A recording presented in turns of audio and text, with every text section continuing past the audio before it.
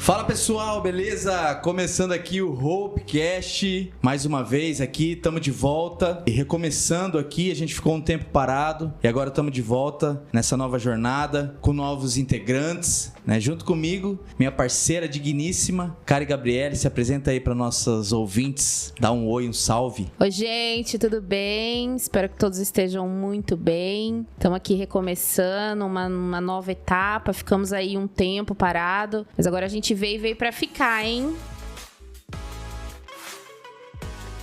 É isso aí. E hoje a gente vai falar sobre um assunto que a gente tem julgado muito importante para esse tempo. A gente está em setembro e o Setembro Amarelo sempre lembra sobre a saúde mental. E a gente trouxe uma convidada aqui, né, direto de Harvard. Nossa amiga, nossa parceira aqui, Michele. Queria que você se apresentasse para nossa galera aí, dá um oi. E Michele por Michele agora. Oi gente, tudo bem? É um prazer estar aqui com vocês. Meu nome é Michele, eu sou psicóloga, me formei recentemente e tô aqui para ajudar e conversar com vocês e ser algo produtivo aqui, que a gente consiga bater um papo bem legal.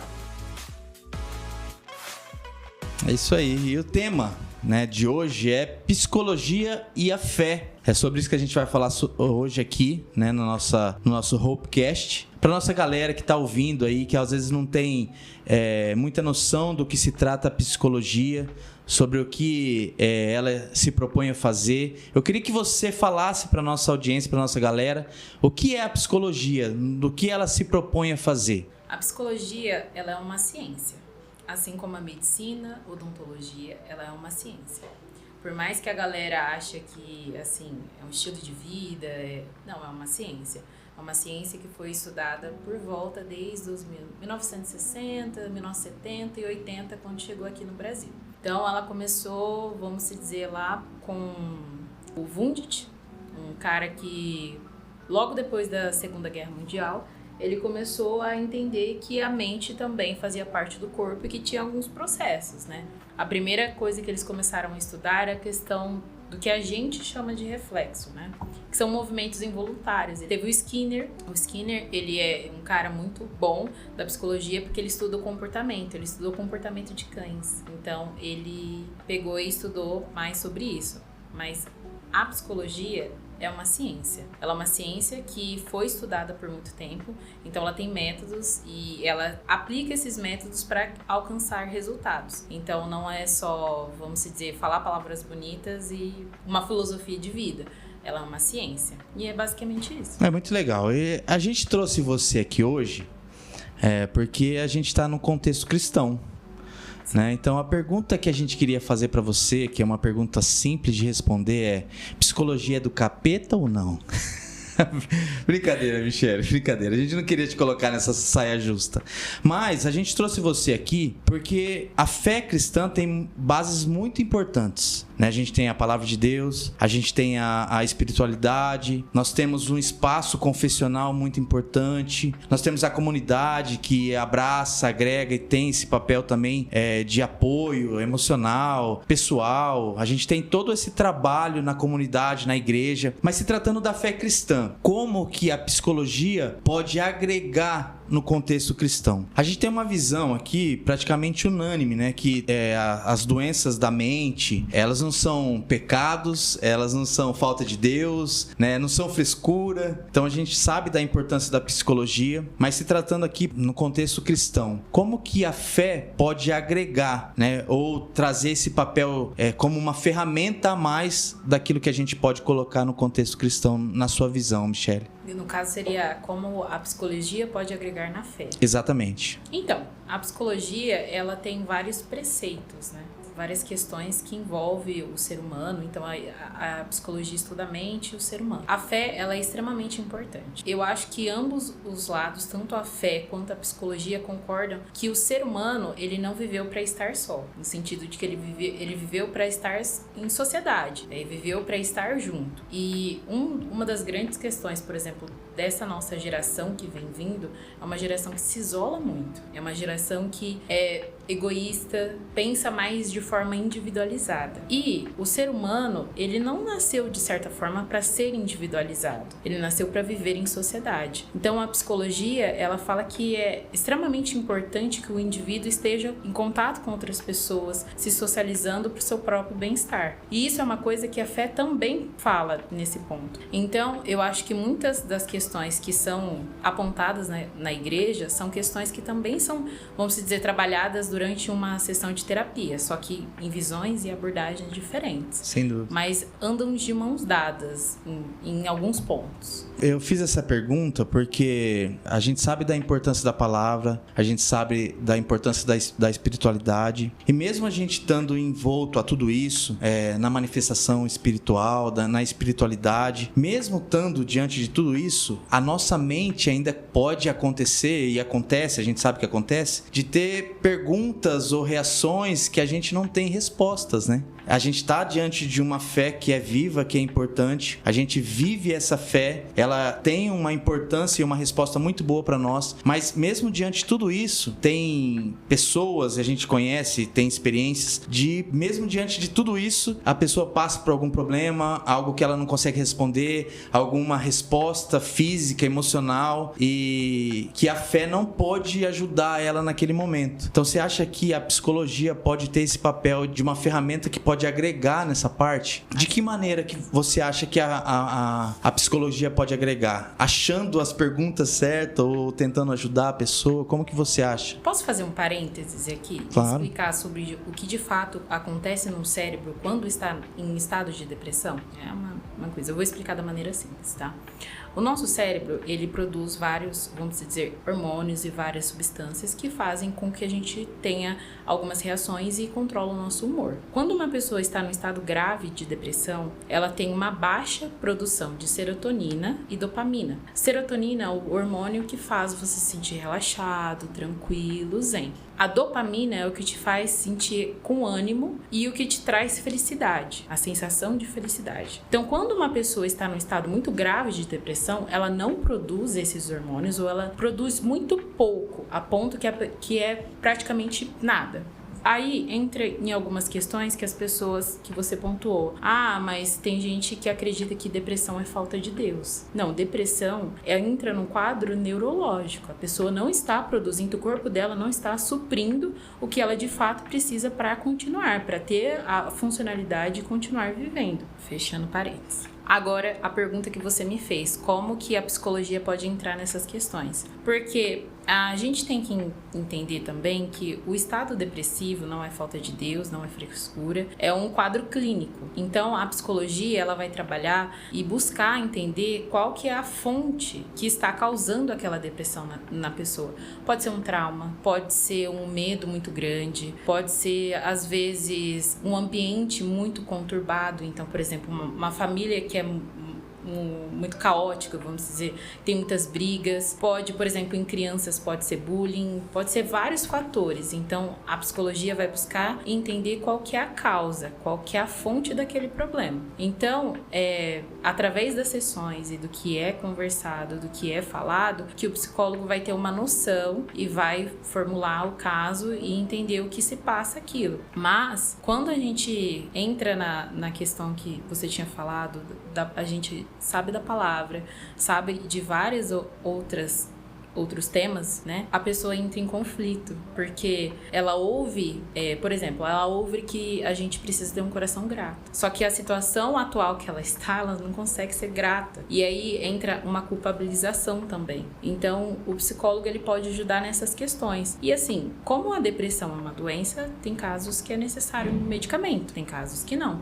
Mas também há uma mudança de hábitos e envolve várias questões da nossa vida. Melhora de qualidade de vida, de sono, sono, de alimentação e por aí vai. Isso varia, né, de pessoa para pessoa também, né?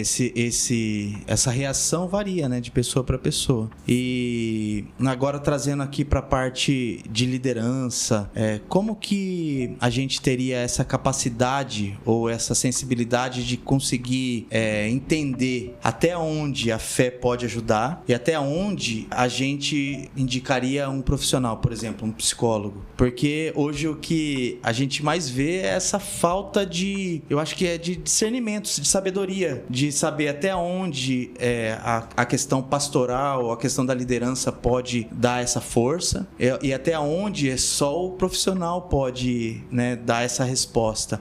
Olha que legal. Uma pergunta boa, mas uma pergunta difícil. Difícil. Tá, vamos lá. Tem estados que as pessoas estão de uma extrema tristeza, mas não se enquadram num quadro depressivo. E tem o estado depressivo em si. Como que a gente consegue diferenciar? Vamos supor que eu sou uma pessoa que tem um amigo e percebo alguns comportamentos, só que eu não sei se é uma depressão ou se é uma tristeza. Quando isso atrapalha o dia a dia e a funcionalidade daquela pessoa. Então, por exemplo, se é no contexto da igreja, um sinal, por exemplo, de quando a pessoa não anda muito legal, a pessoa tende a se isolar. Então, cada vez mais ela vai faltar aos cultos, vai deixar de algo que às vezes era muito importante para ela, aos poucos ela vai deixando de cumprir com aquele papel. Tá, mas como que eu vou saber? Como que eu vou diferenciar? Porque a vida dela vai literalmente parar. Quando a pessoa tá num estado muito grave de depressão, ela não trabalha, ela não tem lazer, ela simplesmente se isola e fica trancada dentro de casa. Às vezes os familiares falam que é até difícil manter uma conversa com essa pessoa, porque essa pessoa não dá abertura, não fala, ela se isola realmente. Então, uma percepção, vamos dizer, dos líderes e dos pastores para conseguir compreender se é um quadro de tristeza, é que a tristeza ela é um sentimento como qualquer outro, então os nossos sentimentos eles são fluidos. Então vai chegar um momento que ela vai ter o ápice dela, mas ela vai passar. Pode ser um dia, 2 dias, uma semana, mas ela passa. Agora, quando isso se estende para um mês e aí a pessoa deixa de fazer algo que era importante ou que ela se sentia extremamente feliz, aí já é algo de se alertar, entendeu? Então, se era uma pessoa que às vezes era muito brincalhão, né, ela deixa de ser. Mas isso não é a regra. Tem pessoas que vestem a máscara mesmo social e continuam até que ela entre em colapso e aí... Mas normalmente as pessoas dão sinais sim. Elas dão sinais no sentido de que às vezes a gente percebe quando tem pessoas que têm brilho nos olhos e gostam muito de fazer alguma coisa. Por exemplo, eu gosto muito de tocar, né? Tocar teclado e tudo mais. E eu percebo quando eu não tô bem, não é algo que eu vou atrás de fazer e tudo mais. Então a gente percebe que algo que era muito importante para aquela pessoa, ela não tem forças para dar continuidade. Então ela vai deixando. E ela vai deixando de si mesma também. Cuidados com a higiene também. É um grande sinal. Seria bom se a igreja fosse esse lugar, né, de segurança, né, para todos, né, esse lugar onde as pessoas pudessem vir, se abrir e também ter esse lugar de ser tão seguro ao ponto dela se sentir acolhida e ao mesmo tempo de saber que quando alguém indica algo, né, uma profissional, alguém que possa ajudar num papel onde um pastor ou um líder não consegue, ela se sentir acolhida, né, abraçada. Tomara que isso mude, né, com os anos, porque hoje a gente fez essa brincadeira, né, se psicologia é do capeta, né, ou não, mas a gente sabe que existe ainda um preconceito, né, principalmente no ambiente religioso, sobre esse tema, porque é um tema que fala de ciência, que também tem a ver com fé, e às vezes entra nesse conflito, né, e a gente sabe que a psicologia tem feito um papel muito importante, principalmente nessa área que você está falando da relação, das pessoas se socializarem, de entenderem quem elas são, qual é o problema, né? Ir direto no problema e debater sobre o assunto. E as pessoas têm que entender também e se cuidarem também, ver até onde elas estão indo, porque eu conversei com um amigo nosso essa semana passada e ele teve uma doença e foi pro hospital. E lá no hospital ele ficou internado, acho que ficou uns 10, 12 dias internados, e dentro do hospital ele adquiriu síndrome do pânico, mas a síndrome do pânico dele era com água, então ele não conseguia beber água, nem tomar banho, nem nada. E ele comentou comigo, falou, olha Kenny, no começo eu achei que essas coisas, né, porque minha esposa teve, e eu sei que é real tal, mas eu não sabia que era tão forte, até o ponto que chegou um dia que ele foi beber água e ele entrou em colapso, igual ele falou. Então assim, assim, as pessoas precisam se cuidar e ter também essa sabedoria de procurar ajuda, né? E como isso é importante, né? As pessoas irem procurar ajuda, né? Sim, como eu falei, as pessoas, essa geração, e a gente é individualizado. São pessoas que, às vezes, por conta também das redes sociais, vê a vida do outro perfeita e aí fala assim, eu não posso errar, eu tenho que ser bom. E a busca pela perfeição, e a perfeição é uma ilusão, a perfeição não é algo real, sabe? E as pessoas começam a ter noção do quão importante é a saúde mental e ter um espaço que ela se sinta à vontade, que ela se sinta acolhida, tanto ligada à fé quanto à questão da saúde mental mesmo, é quando elas passam por um momento que elas estão em crise, que elas entram em colapso. Porque até então é como se fosse só um boato, só algo que eu ouvi falar, é algo que aconteceu com fulano, mas é sempre naquela ideia, não vai acontecer comigo, nunca vai ser eu, entendeu? Não vai chegar a minha vez. Eu duvido muito que se perguntasse pro seu amigo se algum dia ele pensaria que ele poderia ter uma crise de pânico, com certeza ele diria que não. Mas talvez foi a circunstância e tudo que ele vinha passando que fez com que ele desenvolvesse, por exemplo, esse trauma de água. Mas as pessoas têm a sensação, isso que eu falei esses dias no meu trabalho, né? Que a gente às vezes tem a sensação que a gente é super-herói.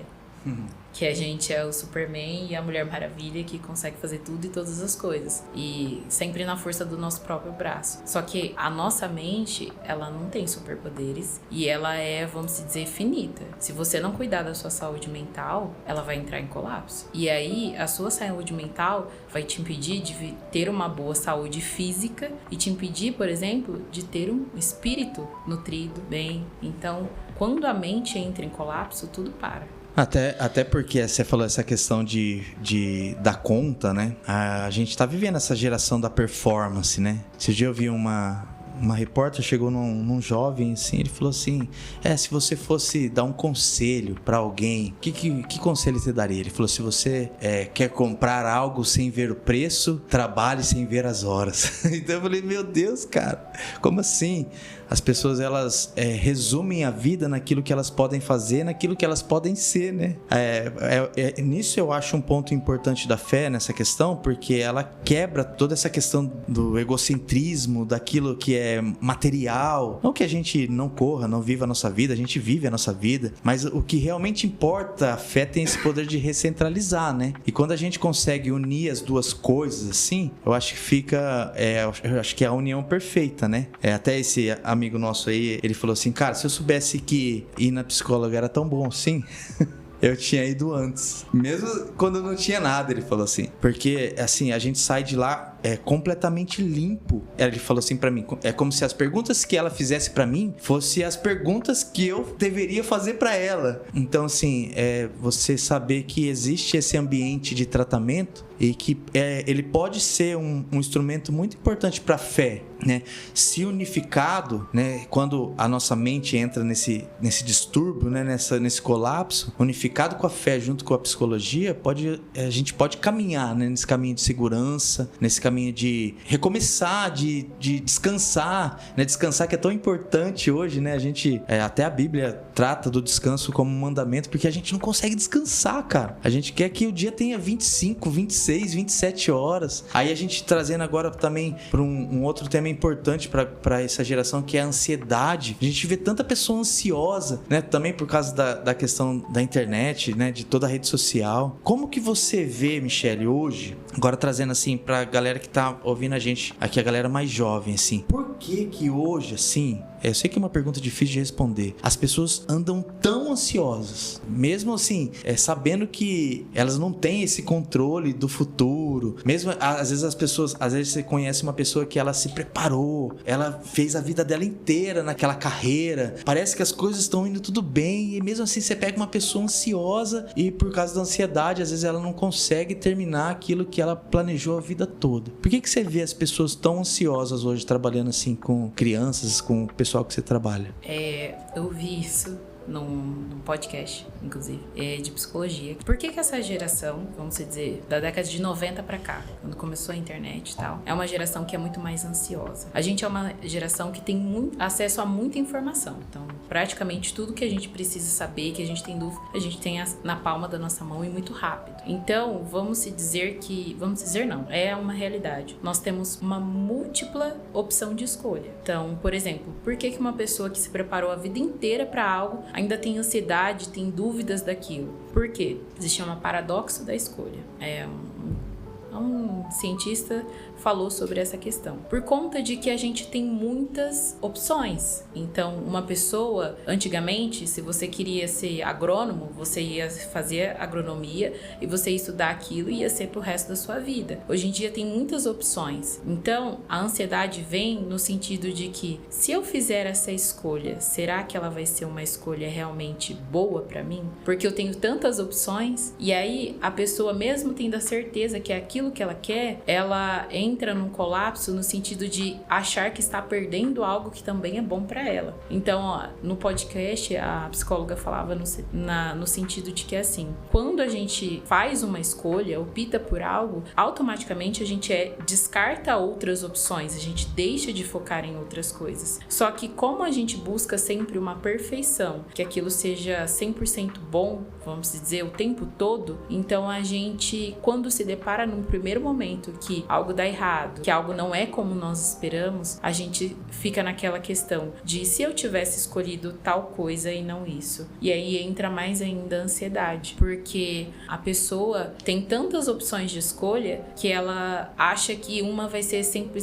ela idealiza uma como vai ser 100% maravilhosa e não vai ter nada que vai frustrar ela. E aí a psicóloga falava também que a gente entra na questão também da paralisia, porque a pessoa tem tanta opção que ela fica tão atordoada com a ansiedade, com tudo, que ela fica paralisada, ela não toma uma decisão. No exemplo que ela falava, por exemplo, de relacionamentos. As pessoas querem, por exemplo, ter um relacionamento, quer casar, ter uma família, porém, aquele argumento, mas tem 7 bilhões de pessoas no mundo.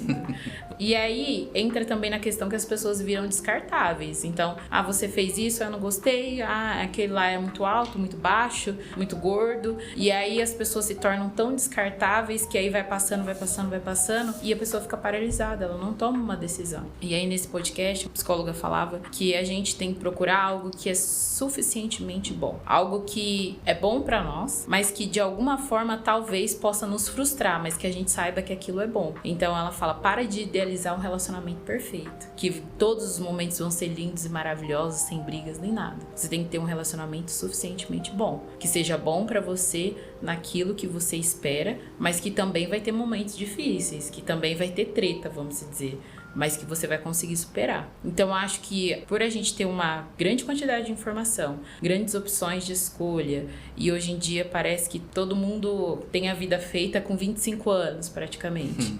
Então, tem essa questão de se cobrar, e ao mesmo tempo você precisa tomar uma decisão e você se sente paralisado, você sente que você tá com a vida parada, outras pessoas estão evoluindo e você tá no mesmo lugar. Então entra muito dessa questão da ansiedade e a cobrança por ser alguém, ter a vida perfeita e toda decidida antes dos 30. Você tem que estar casado, você tem que ter sua casa, você tem que ter seu carro. E essas crises dos 20, ela vem sendo discutida. Porque se a gente for colocar nos nossos avós, não tinha crise dos 20. Não, crise dos 20 pra mim é nova, gente. Crise dos 20? Sim, tem um termo na internet que fala da crise dos 20. Quando as pessoas de 20 e poucos anos, elas começam a se questionar muito sobre o que querem ser, sobre o que querem alcançar, por conta de também ter uma galera que, por exemplo, é influencer, que com 22 anos tem uma mansão, casa mobiliada, tudo, a vida perfeita, vamos dizer. E aí, muita da gente se baseia nesse cara de 22 anos e aí vê que a vida tá ruim e aí a mente começa a turbilhar. E tem pessoas que falam, você tem que ter sua vida decidida até os 30, sua profissão, você tem que fazer sua faculdade, você tem que ter habilitação, você tem que ter seu carro, você tem que estar com um casamento já ali engatilhado ou já casado, já tem que ter o primeiro filho. Então isso gera muita cobrança e muita ansiedade também.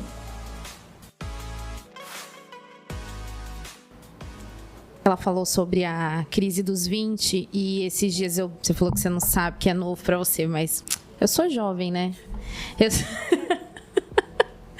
Esses dias eu tava lendo um artigo sobre a crise dos 20. Ela é definida pelo psicólogo Alex Folk. Toma essa ali.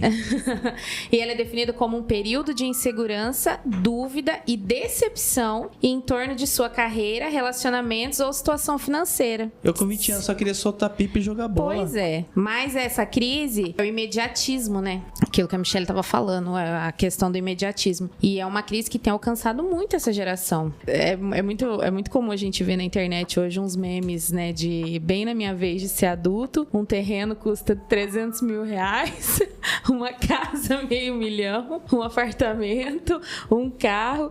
Assim, trazendo por um lado mais engraçado e tal, mas querendo ou não, a gente vê mesmo esses influencers, esse pessoal que levam vidas luxuosas e essa questão da ostentação também, né? Aí a pessoa já tem essa tendência, vamos dizer assim, a ter essa questão da comparação e tudo mais com a vida do outro. Aí ela liga na TV, é só isso que ela vê. Ela abre o celular, tudo que é entregue a ela é baseado naquilo que ela procura. Essa questão eu não entendo muito bem, mas essa questão dos algoritmos e tudo mais, ela entrega aquilo que a pessoa procura. E aí ela olha, ela vê que fulano alcançou, que o ciclano alcançou e a vida dela não tá andando pra frente. E aí cai nesse ciclo vicioso, nessa comparação, nesse negócio de que só a minha vida que não vai, e acaba caindo aí nessa questão da ansiedade, da depressão e de vários tantos outros transtornos mentais. Se a gente pegar essas duas falas, eu que tô de fora aqui vendo vocês falando, se a gente fosse resumir, então, a ansiedade, pra mim, olhando a conversa, ela tem 2 pontos, eu acho, que é, primeiro, a busca da felicidade, né? Aquela felicidade que vai trazer satisfação mesmo.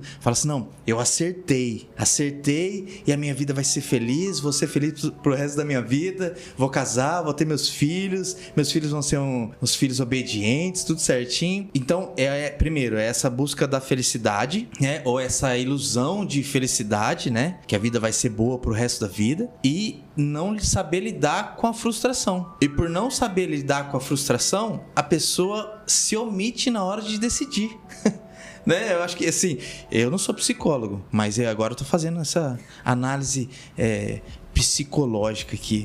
Então, assim, olhando pra fala de vocês, é como se fosse isso, né? As pessoas buscam primeiro ser feliz e nessa busca de ser feliz, elas não podem encontrar nenhum tipo de frustração e com o medo da frustração, elas deixam de decidir. Olha que loucura, é mais ou menos isso, né? Eu acho que essa crise, ela pode acometer, assim, qualquer um que não esteja olhando para Cristo. Se a gente não tiver os nossos olhos, né, fixos no que realmente importa, que é Cristo, todos nós, independente da idade, com 20, 40 ou 90 anos, a gente está sujeito a cair nessa crise de imediatismo mesmo, porque a Bíblia fala sobre você ter paciência, sobre você esperar o tempo certo, sobre você esperar no Senhor. E a partir do momento que a gente tira os olhos disso e a gente coloca os olhos no que é terreno, a gente com certeza vai estar fadado a cair, né? Nesse lugar de comparação, nesse lugar de querer tudo para ontem. Eu acho que nesse papel da fé, deixa eu aproveitar essa fala da Kari, porque assim, a fé, ela tem esse papel importante de ser um regulador, vamos por assim, porque ela coloca barreiras muito importantes para nossa caminhada. Tipo assim, a fé fala sobre enfrentar, né?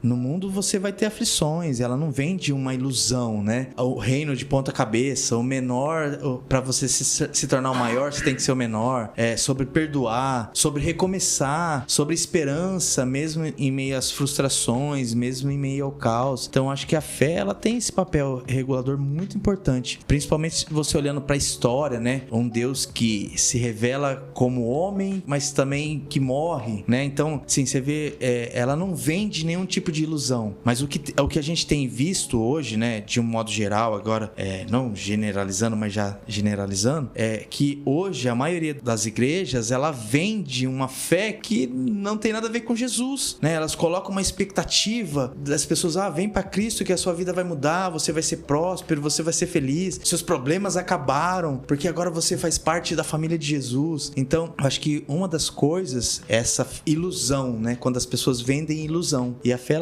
ela tem esse papel regulador, né? Sim. Na hora que a Kari estava falando, eu lembrei de uma fala que um professor meu teve na faculdade, que eu acho que, assim, alugou um triplex na minha cabeça e acho que vou levar pro resto da vida. O ser humano, muitas das vezes, entra em colapso na mente e em muitas questões por conta de ele não entender que o sofrimento faz parte da vivência humana. Então, por exemplo, ele usou o exemplo na aula. Se você tá tudo bem com a sua saúde, tá tudo certo, você não vai procurar uma academia para você melhorar, a não ser que seja o seu objetivo. Agora, se você tá com um problema de hipertensão, com diabetes, a ponto de sua vida ir por um fio, a primeira coisa que você vai fazer é se entrar numa academia, mudar a sua dieta e ir atrás. E mesmo com o sofrimento de você fazer atividade física, com a dor, com cansaço, com suor, você vai continuar porque aquilo é necessário. Aquele processo é necessário para o seu bem-estar. E aí, o meu professor falava assim,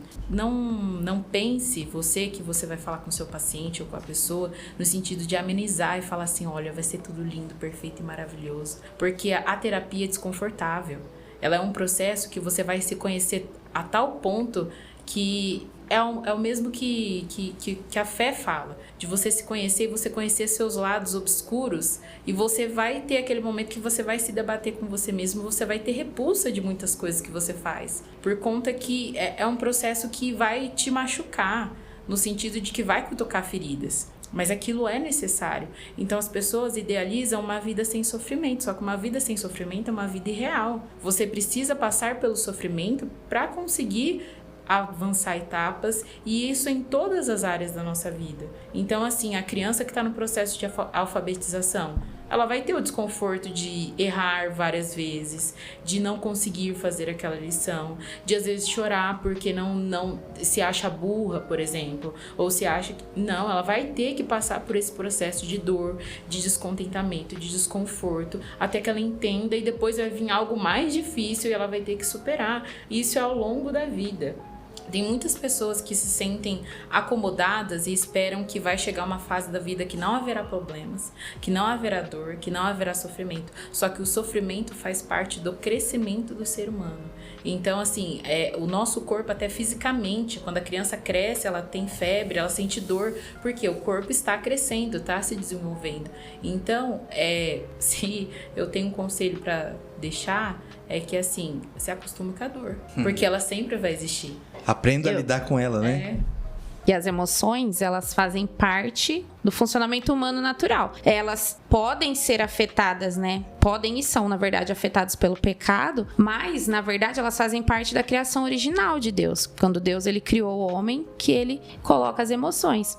Então, essas emoções, seja ela a alegria, a tristeza, a raiva, o medo, todas elas fazem parte de algo bom que Deus criou, né? Que somos nós, né? Que a palavra fala, e viu Deus que era bom. Então, elas podem estar funcionando, né, errado, de um modo meio desordenado, ou talvez até muito exagerado, mas só o fato delas estarem funcionando é bom, né, Mi? Então, eu acho que é muito importante a gente não negar, né, nenhuma emoção. Por exemplo, a gente tem muita tendência a negar, né, a tristeza, por exemplo. A gente não quer que as pessoas vejam que a gente tá triste. Tá tudo bem com você? Normalmente a resposta vai ser tá, mas a gente não tá, porque a gente não quer passar para as pessoas que a gente tá triste ou que a gente tá passando por algo, às vezes, vergonhoso. Enfim, a gente tende a esconder. Você me corrige se eu estiver errada. E não, todas as emoções, né, como a gente viu no Divertidamente, né, é importante que elas estejam todas em equilíbrio, né, para o bom funcionamento, né, da nossa vida. A gente, que nem eu tava falando, que a gente tende a negar a tristeza, só que é sempre bom a gente lembrar que até Jesus, ele chorou, né. Parece meio clichêzão falar, Jesus chorou. Mas Jesus chorou. Jesus, ele riu, Jesus, ele teve raiva. Jesus, a palavra fala lá em Marcos que Jesus, ele ficou triste ao ponto de falar, minha alma está tão triste ao ponto de morrer, né? A gente estudou isso, né, amor, nos últimos cultos de jovens que teve. Só que Jesus, ele não tinha pecado, então ele sentiu todas essas emoções, tudo que a gente sente, só que ele não pecou, né?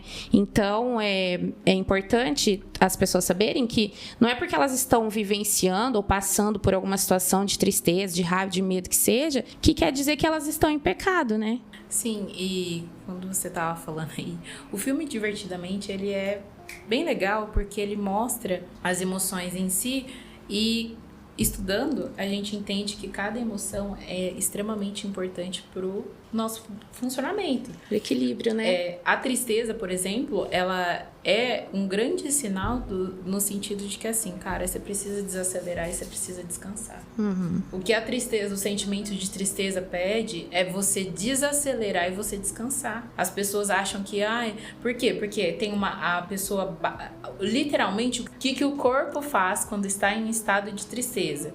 Ele simplesmente abaixa a produtividade de tudo. Então, a pessoa se sente muito mais cansada, então ela vai dormir mais. Então, se ela não comia antes, ou ela tem o ápice de não comer, ou ela come muito. Mas o que é? É o corpo dando sinais de assim, cara, não tá dando, você vai entrar em colapso. Então, o seu corpo te dá a emoção de você assim, desacelera, calma e descansa.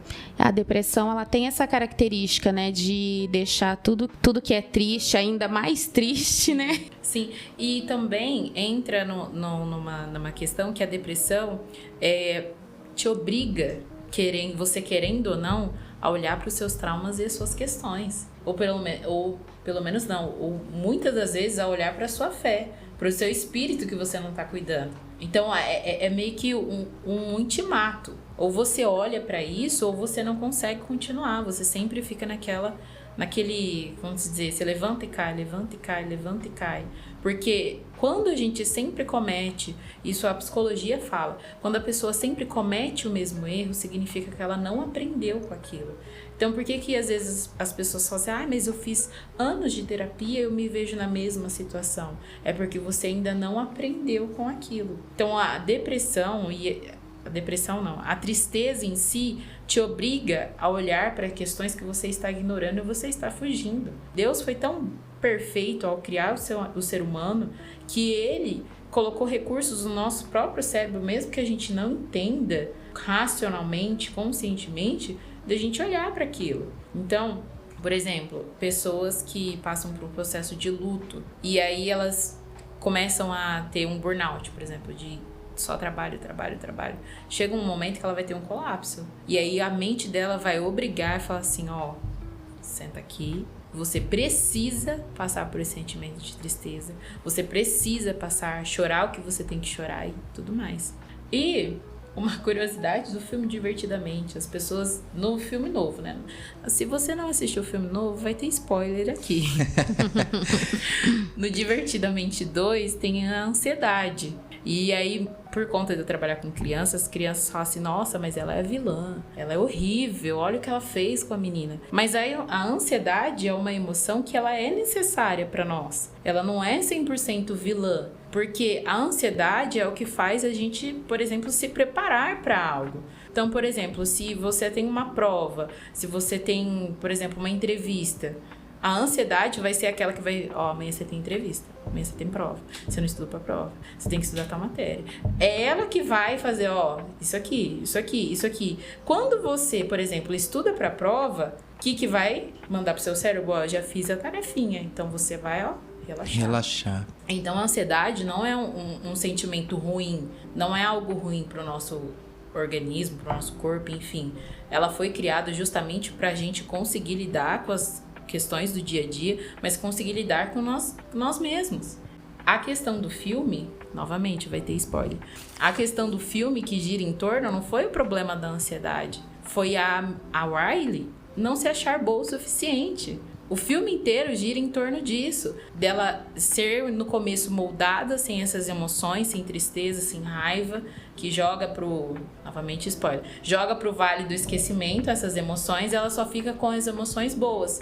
Porém, quando entra a adolescência, entra o medo, a vergonha, a ansiedade, e aí obriga ela a voltar e entender que essas emoções eram importantes para ela. Por quê? Porque ela precisa amadurecer algumas questões, e o que vem mais sendo gritante na mente dela é eu não sou boa o suficiente. O que a ansiedade faz é evidenciar isso. Eu não sou boa o suficiente. Depois, no final do filme, tem outras emoções e ela vai entendendo que eu não sou tão boa em tal coisa, mas eu sou o suficiente sim, porque eu sou boa em outra coisa. E ela vai se balanceando. É exatamente o nosso processo de crescimento. Às vezes a criança ali, quando ela entra na escola e tal, que ela se vê com outros colegas e tem que socializar, ela entra em colapso também, porque ela era o centro da atenção da casa dela, e chega num instante, quando ela entra na escola, ela já não é mais o centro de atenção, ela tem que dividir a atenção, ela tem que ser boa naquilo,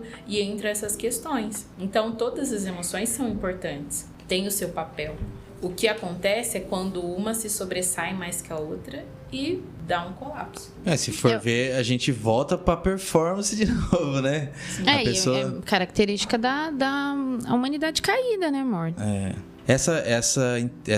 Esse desejo, né, de sempre voltar para onde, né, de onde estava, né? E eu acho assim, é importante a gente falar sobre isso, e principalmente assim, vendo o que Deus tem feito no nosso meio ultimamente, sabe? E como a fé, ela consegue descortinar coisas que antes a gente não teria capacidade natural de enxergar, por exemplo, assim, né? A fé, ela coloca a gente no nosso lugar, né? Ela tem esse papel de fazer com que a gente enfrente coisas que naturalmente a gente colocaria de lado, jogaria no lago do esquecimento lá. E ela faz a gente enfrentar os nossos traumas, faz a gente enfrentar os nossos medos, ela transforma a nossa dor, né? Ela faz com que a gente entenda o processo da dor e como que a fé, ela transforma, ela faz com que o futuro seja importante, mas sem deixar com que a gente viva o presente, né? Eu acho muito legal como a fé, ela tem esse papel importante para nós. Mas ao mesmo tempo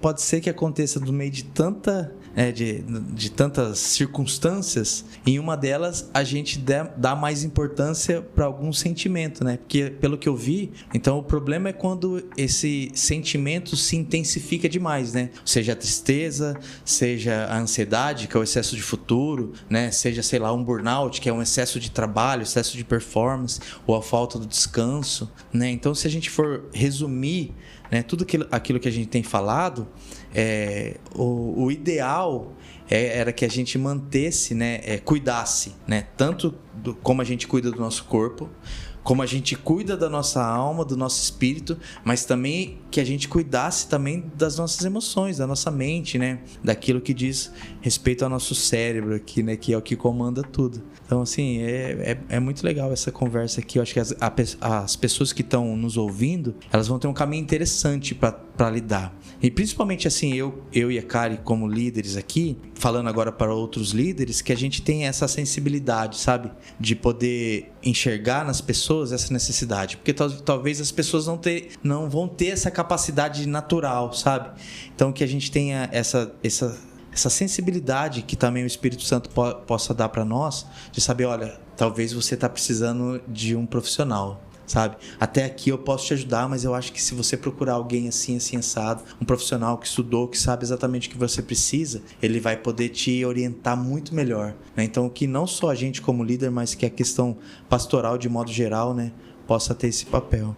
Eu acho que é muito importante isso que você falou, a questão da gente, né, como líderes, ajudar, reconhecer, observar os pontos também que a Michelle falou, quando uma pessoa ela tá mais pelos cantos, tá mais triste, tá se ausentando, se excluindo, a gente ter essa percepção e poder ajudar. E eu queria falar uma coisa aqui, que eu acho que é muito importante ser dita, é que nesse processo, assim, porque a gente já viu aqui que a depressão, ela não é frescura, não é falta de fé, não é falta de Deus, é uma doença, como qualquer outra, é uma doença.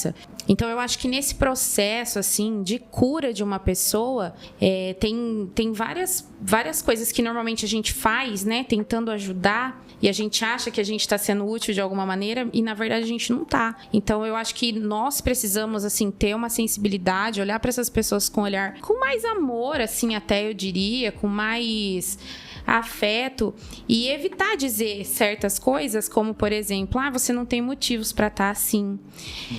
Tem pessoas por aí com problemas muito maiores que o seu.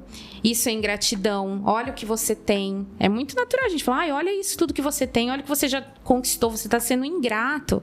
Você precisa ser mais grato. Ou olha, você tem a vida que todo mundo queria ter.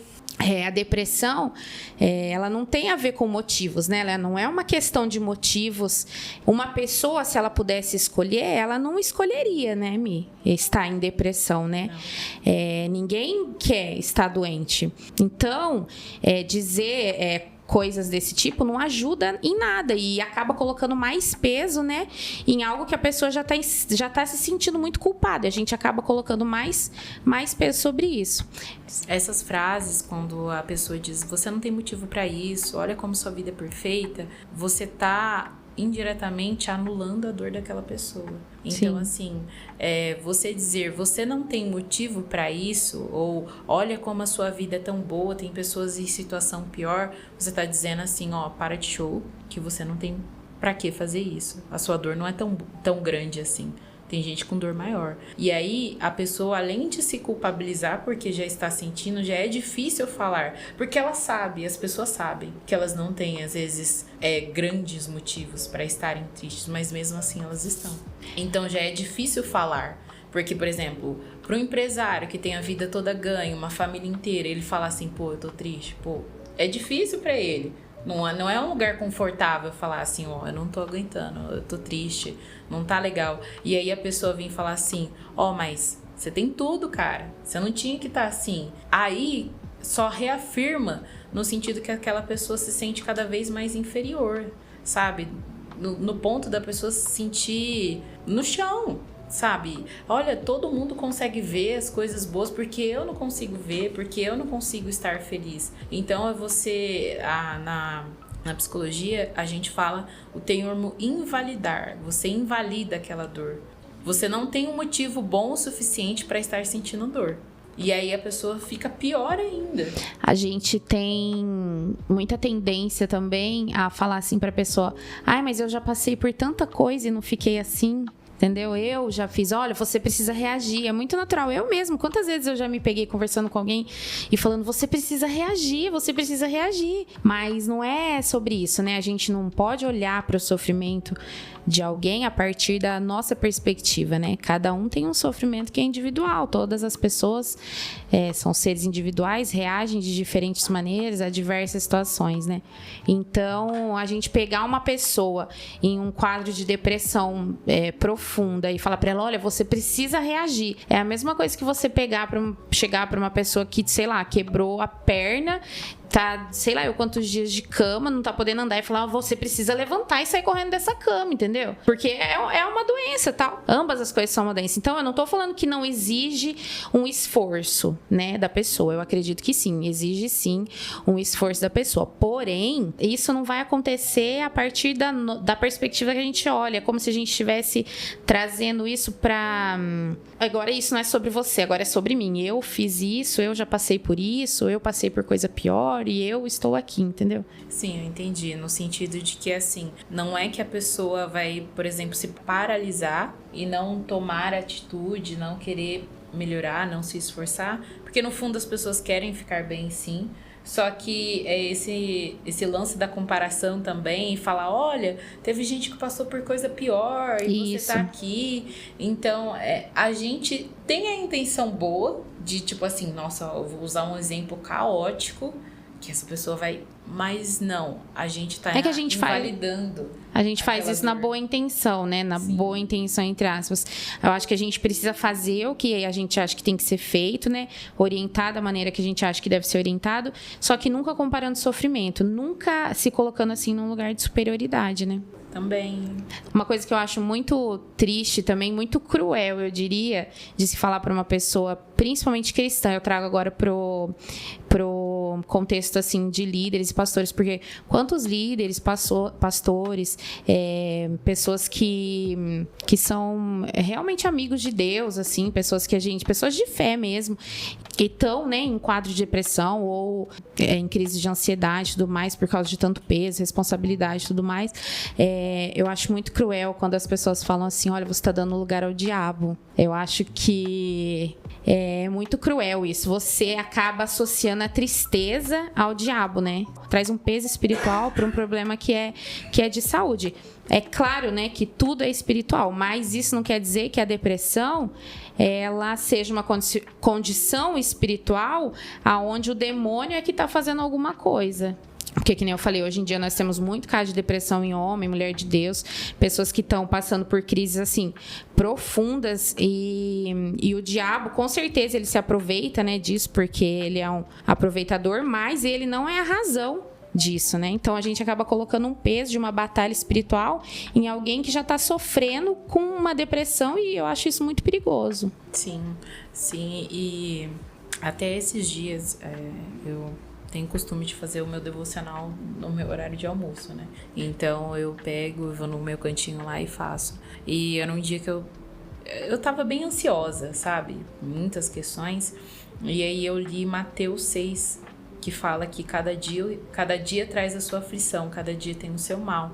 E aí ele faz até a comparação que fala que se até as aves do céu encontram sustento e alimento, quem dirá a nós? E isso me fez ficar um pouco mais reflexiva, porque assim, não tem como a gente fugir das angústias, fugir das aflições. E quando, por exemplo, a pessoa está num quadro depressivo, isso é muito mais gritante, vamos dizer, né? A pessoa entra numa aflição de alma, sabe? Ela entra numa angústia extrema. E associar isso a uma figura tão ruim, tão pesada, é algo extremamente ruim, sabe? Porque as pessoas, que nem a Kari falou, que isso é uma doença e que as pessoas estão passando por um processo que já é difícil e se esforçam sim para melhorar.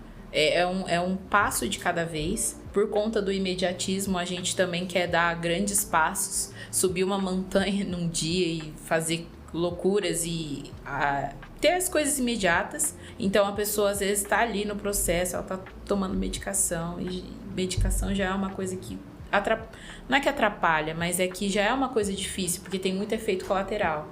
O que muitas pessoas deixam de fazer o tratamento de uma depressão, por exemplo, é porque a medicação trata algo, melhora o funcionamento cerebral, vamos dizer, mas o corpo também padece, porque tem problema intestinal, refluxo, dor de cabeça. Então a pessoa sofre, ela tem que fazer um tratamento mesmo passando mal. Então ela está se esforçando e aí vem esse tipo de fala que só vai soterrando cada vez mais, no sentido de que ela não está sendo boa o suficiente. Sim. É um peso desnecessário, né, que a gente vê. E a falta de sensibilidade, eu acho, né? Eu acho que é uma falta de sensibilidade, falta de amor também. E falta de sabedoria também, né? De você colocar esse peso na pessoa, sendo que ela já está passando por um problema tão sério.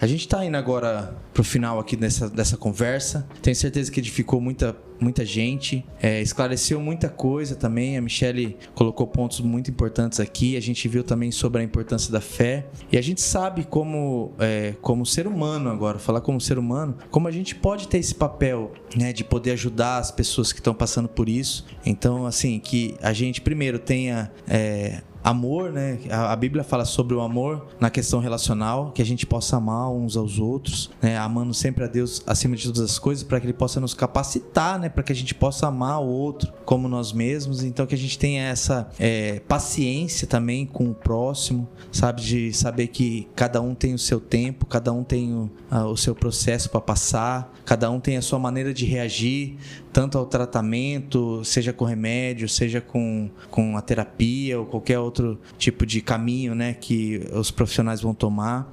E trazendo agora para o lado espiritual, a gente sabe da importância da espiritualidade e como o reino espiritual é tão real quanto o reino natural. mas que a gente tenha, sabe, esse cuidado mesmo, sabe, de olhar para o outro e também para nós mesmos e saber até onde é espiritual, até onde a gente pode tratar, né, com a espiritualidade e até onde a gente deve procurar ajuda, até onde a gente pode indicar ajuda, né? Então que esse seja um caminho pra gente. Eu acho que as duas coisas, elas podem andar juntas, né? Eu queria concluir dizendo que, como a gente falou, né, de algumas coisas que não devem ser ditas porque trazem um peso a mais sobre algo que as pessoas já estão sentindo, né, já estão carregando, concluindo isso que o Kenny falou, a gente ter esse cuidado, né, essa atenção em, quando a gente observar as pessoas que estão passando por isso, procurar trazer para perto, né, e dizer, eu tô aqui, pode contar comigo, ou então, como você acha que eu posso te ajudar? Como que eu posso ser útil a você? Você gostaria de conversar, né, sobre o que você está sentindo? Quando a gente for falar, olha, eu também já passei por isso, que a gente não traga isso com um ar de superioridade, né?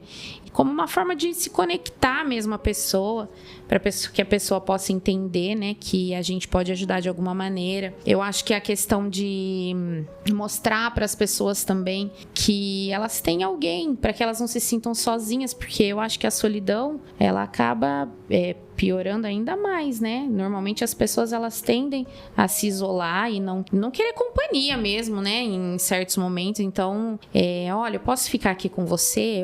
Tem algo que eu posso fazer por você? Tem algo que eu posso fazer que vai amenizar essa sua dor? E também, eu acho que entra também dentro dessas coisas que a gente poderia falar, tem pessoas que às vezes só quer desabafar e ter alguém ali para ouvir. Tem pessoas que às vezes só quer chorar e ter um ombro amigo para se escorar enquanto as lágrimas escorrem. Então eu acho que é interessante também perguntar no sentido de: você gostaria que eu só te escutasse? Você gostaria de só chorar? Você gostaria de um abraço? Como eu posso te ajudar e ser útil nessa situação? E quando a gente fosse colocar na questão de falar, eu também passei por tal situação, é entender e falar para a pessoa assim: olha, eu passei por situações difíceis, mas talvez eu não entenda o nível da sua dor. Então, como eu posso ser útil nesse momento? Como eu posso te ajudar? Eu tive as minhas experiências, mas talvez elas não tenham impactado tanto e me trazido tanta dor que nem a sua. Aí, só aproveitando, e também, já que a gente entende o poder da fé, por que não, né, tá ali, fazer uma oração, tá ali, né, apresentar a fé. Às vezes a pessoa também não professa a mesma fé. É uma oportunidade para a gente estar mostrando um Deus que tem cuidado, né? Que fez de tudo para que a gente pudesse ser acolhido por Ele, se ofereceu como sacrifício. Então que a gente tenha esse papel também, né? A Bíblia, ela não apresenta Cristo pra gente só como o Senhor dos Senhores. Ela também coloca Ele como homem de dores, né? Isaías 53 nos mostra que Jesus, Ele tomou sobre si todas as nossas enfermidades. E isso quer dizer que antes dele tentar nos tirar de um sofrimento, Ele quis entrar dentro do nosso sofrimento, né? Essa é uma das atitudes que houve em Cristo Jesus e uma das atitudes que nós devemos imitar. Então, antes da gente tentar dizer para alguém, pare de chorar, né? Talvez o que a pessoa mais precisa é de alguém que diga, não, peraí, eu entro aí com você. Como Deus, ele fez com Elias, né? Quando ele estava dentro da caverna. Não foi Deus que mandou ele para a caverna. Deus não era o culpado de nada. Então, Deus diz, Elias, o que você está fazendo aqui? Eu estou aqui. Então, como a gente pode ajudar alguém que está sofrendo com depressão? Eu acredito que a resposta é: mostre Deus. E não é mostrar resposta sobre Deus. Entre como Cristo no sofrimento de alguém. Mostre como Cristo é. Ele sabe o que é padecer. Ele sofreu. Ele é homem de dores. Então, nós precisamos ter o mesmo sentimento de Cristo, né? E ser cura para alguém. Então, quando alguém estiver sofrendo, mais do que uma resposta, nós precisamos ser uma revelação de quem Cristo é para essa pessoa. Amém. É isso. É isso, galera. O papo foi muito bom. Eu queria agradecer, primeiro a Michele, por ter se disponibilizado, estar aqui. Com certeza vai ajudar a edificar muita gente que vai ouvir. Dá suas palavras finais para nossa galera que está te ouvindo aí, Michele. Ai, pessoal, eu fico imensamente grata por estar aqui, fico muito feliz e eu espero que esse podcast alcance várias pessoas, que Cristo alcance essas pessoas e que, assim, entendam que nós necessitamos de Cristo todos os dias, a todos os momentos, e que por mais que nós corramos para qualquer lugar, o nosso corpo, a nossa mente, a nossa vida vai nos direcionar para Cristo. Amém. Então, independente de você, por exemplo, ser aquela pessoa que busca uma alta performance, mas se você não tiver Cristo, você não tem nada. Amém. Suas palavras finais, Kari Gabriele. Eu queria agradecer, dizer que foi muito legal, foi muito edificante e eu espero que as pessoas sejam alcançadas também, que se tiver alguém passando por alguma das coisas que a gente falou aqui, que elas possam ser alcançadas por Cristo. E é isso. Foi muito bom ter você aqui com a gente, Mi. Obrigada, gente. Foi um prazer. Gente, eu queria só reforçar, né? A gente vai estar de volta. Então, fiquem atentos aí às nossas redes sociais. Curta, compartilhe, manda pro seu amigo, pro seu vizinho, pro seu inimigo, manda para todo mundo que a gente vai tá de volta aí. Então fiquem atentos a tudo que a gente vai fazer. E eu queria agradecer você que esteve com a gente até aqui, que Deus possa te abençoar e dizer que Deus sempre será, Deus, Jesus e o Espírito Santo sempre será a resposta das perguntas que a gente tem feito na nossa vida. Que Deus abençoe a todos. Tamo junto, é nóis.